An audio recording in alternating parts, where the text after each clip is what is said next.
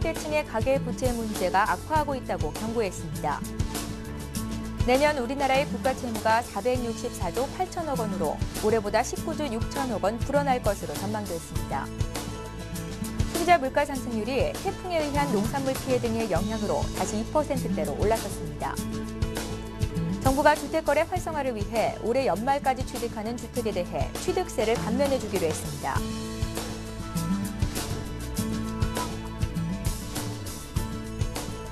시청자 여러분 안녕하십니까? 생경제 현장의 최은정입니다. 오늘 코스피 지수가 기관 매물로 장 막판 하락 반전하면서 약보합으로 거래를 마쳤는데요. 자세한 마감 시황 서울경제신문의 송주희 기자 연결해 들어봅니다. 안녕하세요. 네, 안녕하세요. 예, 송 기자 오늘 마감 시황부터 자세히 전해 주십시오. 네, 오늘 코스피 지수는 어제보다 0.18포인트 내린 1996.03으로 마감했습니다.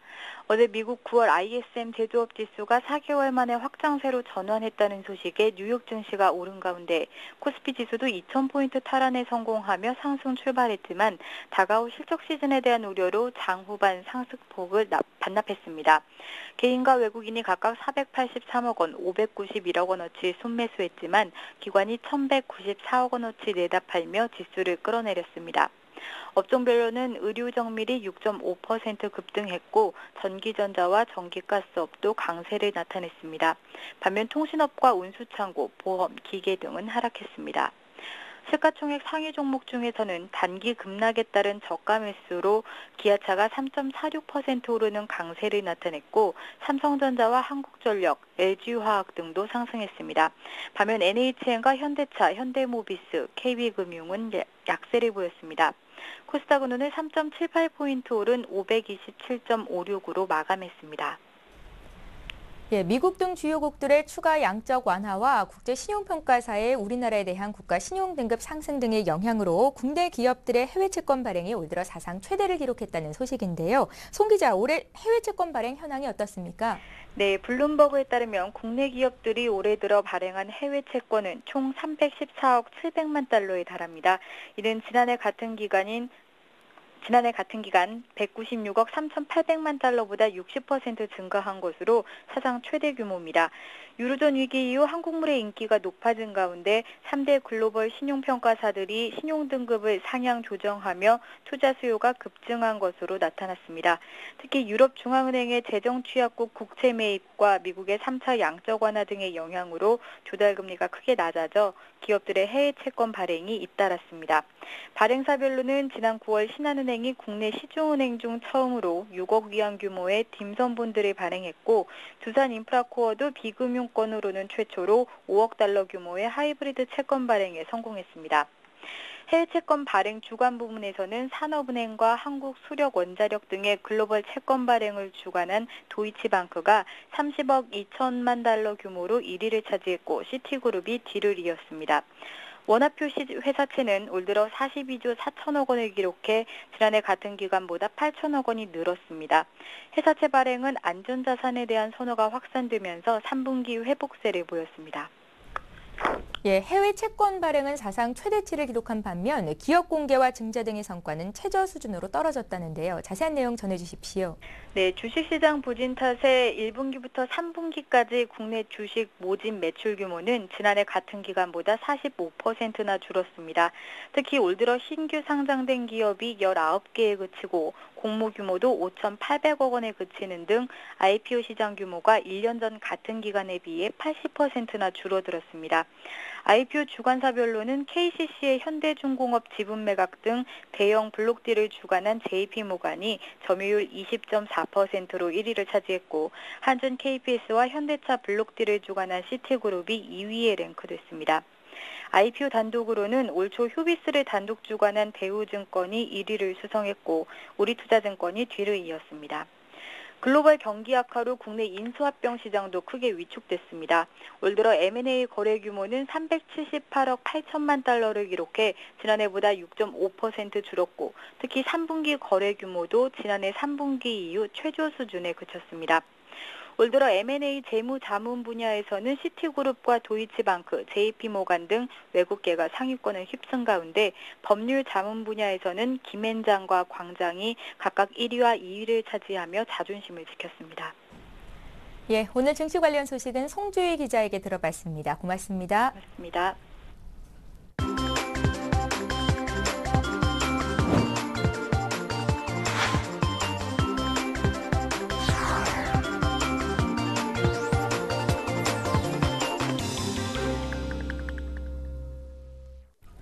오늘의 주요 뉴스입니다. 한국은행이 취약계층의 가계부채 문제가 악화하고 있다고 경고했습니다. 한국은행이 오늘 내놓은 통화신용정책보고서에 따르면 최근 가계부채 문제가 일부에선 개선되고 있지만 부분적 취약성은 오히려 심화하고 있다고 밝혔습니다. 올해 2분기 가계부채 총량 증가율은 전년 대비 5.6%로 2009년 2분기 이후 가장 낮았지만 과다채무자와 다중채무자, 자영업자 등의 가계부채는 더 늘어난 것으로 나타났습니다. 지난해 3월 기준으로 원리금 부담이 소득의 40%를 넘는 과다채무가구 비중은 9.9%로 전년의 7.8%보다 늘었고 3개 이상의 금융기관에서 빚을 진 다중채무자 비중도 2009년 17.1%에서 지난해 18.6%로 1.5%포인트 증가했습니다. 내년 우리나라의 국가채무가 464조 8천억 원으로 올해보다 19조 6천억 원 불어날 것으로 전망됐습니다. 기획재정부가 국회에 제출한 국가채무관리 계획에 따르면 국가채무는 올해 445조 2천억 원으로 지난해 420조 5천억 원보다 24조 7천억 원 증가하고 내년에는 올해보다 19조 6천억 원 늘어날 것으로 나타났습니다. 내년도 국가채무 가운데 국민의 세금으로 갚아야 하는 적자성 채무 비중은 49.2%로 사상 최고치 수준을 이어갈 것으로 예측됐습니다. 적자성 채무는 지난해 206조 9천억 원으로 사상 처음 200조 원을 넘었고 올해는 219조 6천억 원으로 지난해보다 12조 7천억 원 늘어날 전망입니다. 국가채무는 계속 불어나지만 경제 성장에 따라 국내 총생산 대비 국가채무 비율은 매년 하락할 것으로 전망됐습니다. 소비자 물가 상승률이 태풍에 의한 농산물 피해 등의 영향으로 다시 2%대로 올라섰습니다. 통계청이 발표한 소비자 물가 동향을 보면 9월 물가는 1년 전보다 2.0% 상승했습니다. 소비자 물가는 올 들어 2%대를 유지하다가 지난 7월 1.5%, 8월 1.2%로 낮아지는 듯 했지만 9월에 2% 선에 재진입했습니다. 9월 물가는 농산물 탓에 상승세가 커졌습니다. 농산물 가격은 8월 말 태풍 볼라벤과 댐빈의 영향으로 전월 대비로 8.3% 급등했고 주요 품목별로는 호박이 179%, 상추 113%, 토마토 72%, 오이 53% 등 큰 폭으로 올랐습니다. 농산물과 석유류를 제외한 근원물가는 지난해 같은 달에 비해 1.4% 올랐고 생활물가지수는 1.7% 상승했습니다. 정부가 주택거래 활성화를 위해 올해 연말까지 취득하는 주택에 대해 취득세를 감면해 주기로 했습니다. 정부는 오늘 세종로 정부중앙청사에서 김황식 국무총리 주재로 국무회의를 열고 이 같은 내용의 지방세 특례 제한법 개정안 공포안을 심의 의결했습니다. 개정안은 올 연말까지 주택을 구입하는 경우 9억 원 이하 1주택의 취득세 경감률을 50%에서 75%로 올리고 9억 원 초과 12억 원 이하 1주택자 또는 12억 원 이하 다주택자에 대해서는 취득세의 50%를 경감하며 12억 원 초과 주택자는 25%를 경감하도록 했습니다. 또 올해 말까지 취득하는 9억 원 이하 미분양 주택의 경우 취득 이후 5년 내 양도하면 양도소득세를 전액 면제하고 5년 이후 양도하면 취득 후 5년 동안 발생하는 양도소득 금액을 양도소득세 과세 대상 소득금액에서 공제하도록 하는 조세 특례 제한법 개정안도 처리했습니다. 저축은행 10곳이 완전 자본 잠식되는 등 저축은행의 건전성이 크게 악화된 것으로 나타났습니다. 금융감독원에 따르면 국내 92개 저축은행은 2011 회계년도에서 1조 1,622억 원의 순손실을 기록하고 이 중 11곳은 BIS 비율이 마이너스인 것으로 조사됐습니다. 특히 모회사 영업정지로 예금보험공사가 관리하는 진흥 경기, 영남과 토마토 2저축은행의 적자가 비교적 많이 늘었습니다. 서울 W, 현대 스위스 2, 유니온 인성, 세종, 아주 등 26곳은 2년 연속 적자를 기록했습니다. 이처럼 저축은행의 건전성이 크게 악화된 것은 지난해 2차 구조조정과 부동산 경기 침체 탓에 적자가 크게 늘었기 때문으로 조만간 부실저축은행에 대한 구조조정이 본격화할 전망입니다.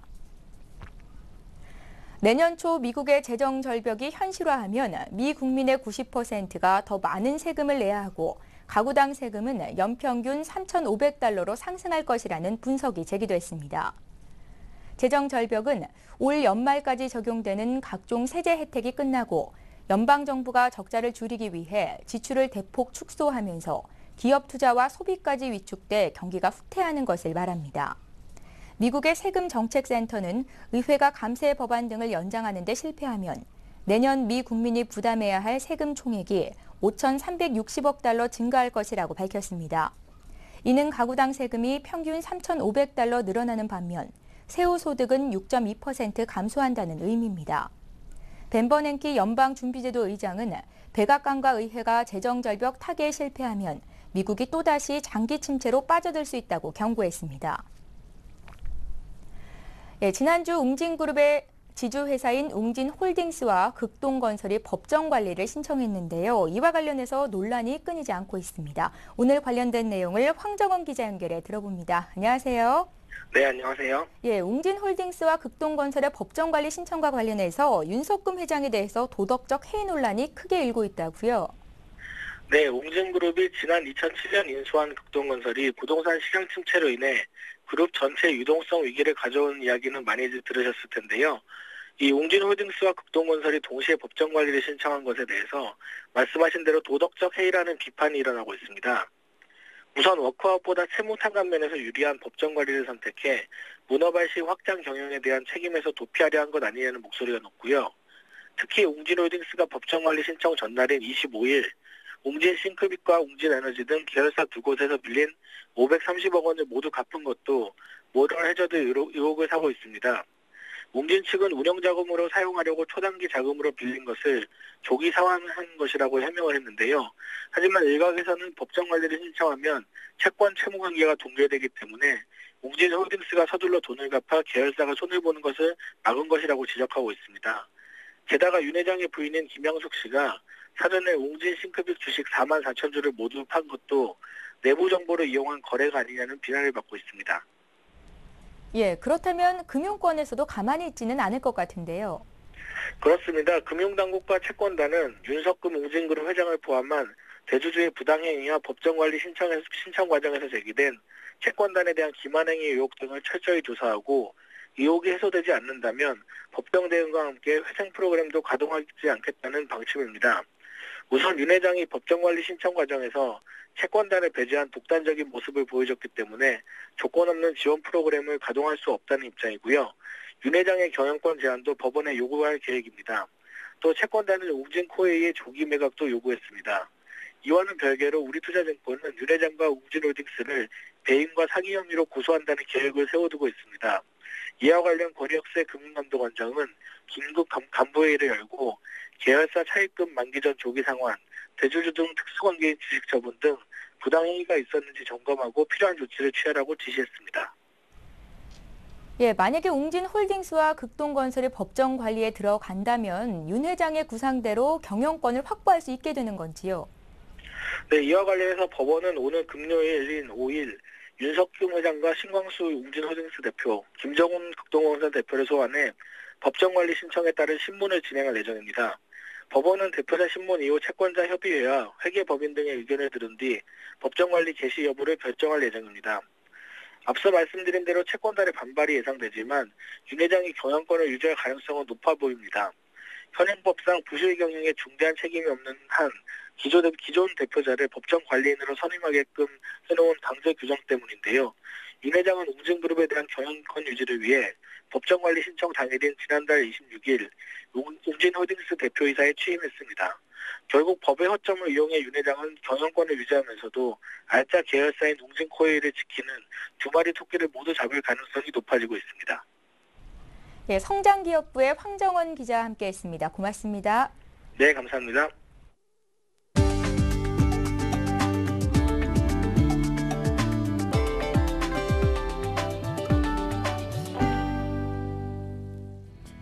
삼성전자의 태블릿 갤럭시 탭 10.1의 미국 내 판매가 가능해졌습니다. 미국 캘리포니아 연방북부지방법원 루시고 판사는 현지 시간 어제 삼성전자의 신청을 받아들여 갤럭시 탭의 판매 금지 가처분 결정을 폐기한다고 판결했습니다. 루시고 판사는 지난 6월 애플의 신청을 인용해 해당 모델에 대해 판매 금지 가처분 결정을 내렸습니다. 그러나 판금 결정의 근거가 된 아이패드 디자인 특허 침해 주장이 지난 8월 배심원 판결에서 기각되자 항소법원은 판금 결정을 조기에 해제할 수 있도록 사건을 1심으로 환송했습니다.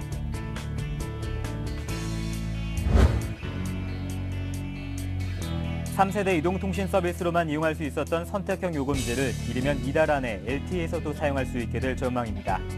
통신업계와 방송통신위원회 등에 따르면 이동통신 3사는 고객이 음성과 데이터, 문자 양을 초합해 사용할 수 있는 선택형 요금제를 LTE에서도 도입하기로 했습니다.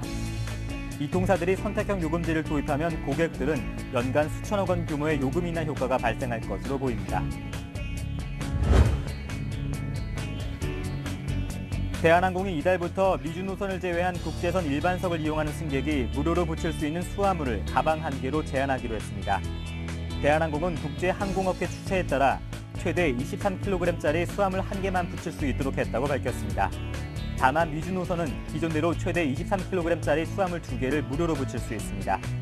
반면 아시아나항공은 당분간 수화물 무게제를 바꾸지 않을 것으로 보입니다.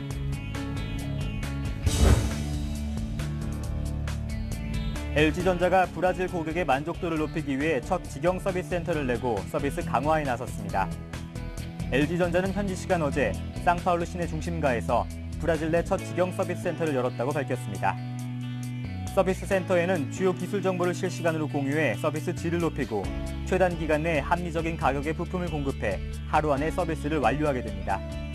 또 시네마 3D 스마트 TV와 최신 스마트폰 등 주요 제품을 체험할 수 있는 공간도 운영할 예정입니다.